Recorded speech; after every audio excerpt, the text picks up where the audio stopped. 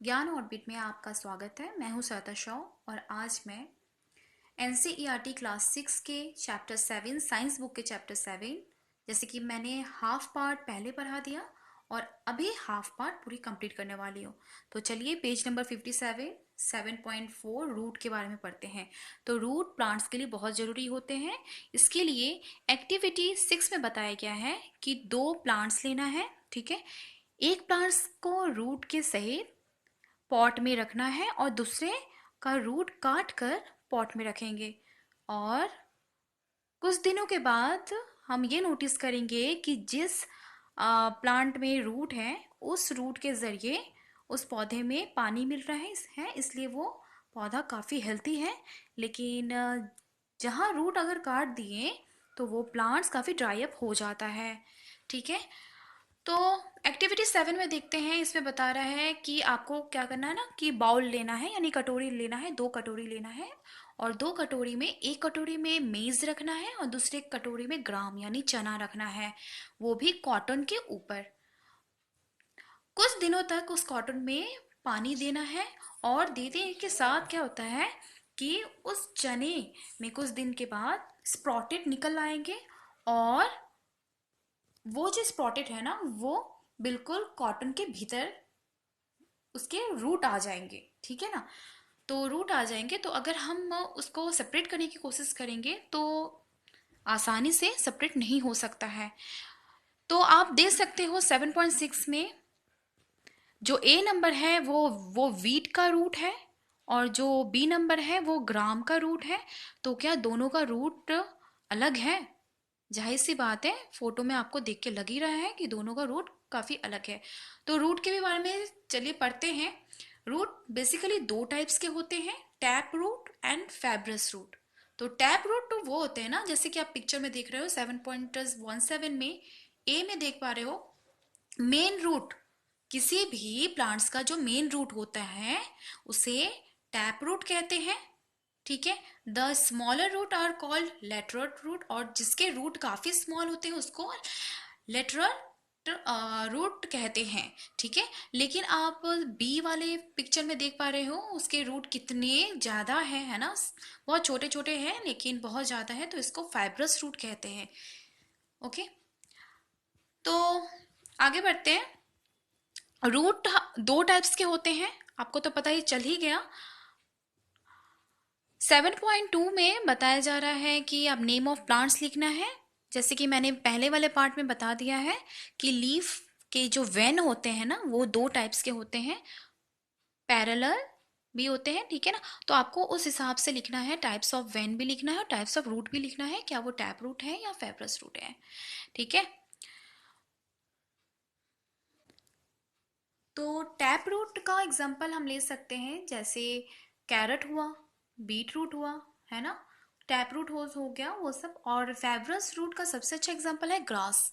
Grass के root भी फेब्रस की तरह ही होते हैं। तो चलिए आगे बढ़ते हैं, फ्लावर्स के बारे में पढ़ते हैं। फ्लावर्स के भी बहुत सारे पार्ट्स होते हैं। ठीक है, तो आ, इसमें बता रहा है कि आप चलिए फोटो में देखते हैं पेटल्स क्या होते हैं। 7.20 में पेटल्स यानी पंखुड़ी। ठीक है, तो हर एक फ्लावर्स के अलग कलर के पेटल्स होते हैं, डिफरेंट कलर्स के होते हैं। और शेपेल आप फोटो में देख पा रहे हो, शेपेल वो फ्लावर्स को सपोर्ट देता है, ग्रीन कलर के होते हैं जो जो और वही बर्ड जो होता है ना, वही शेपेल धीरे धीरे ब्लूम होने के बाद वो उसके भीतर से फ्लावर्स निकलता है, तो उसे सेपल कहते हैं। तो उसी तरह से 7.3 में बताया गया है कि रोज रोज के कितने कलर्स होते हैं, कितने पेटल्स होते हैं। ठीक है, मतलब सॉरी, पेटल्स के कितने कलर्स होते हैं, उसके सेपल्स के क्या कलर होते हैं वो करना है। तो और उसके बारे में पढ़ते हैं कि स्टेमन किसे कहते हैं। तो इसके लिए आप पिक्चर देखो, पिक्चर से ही अच्छे से समझ आ जाएगा।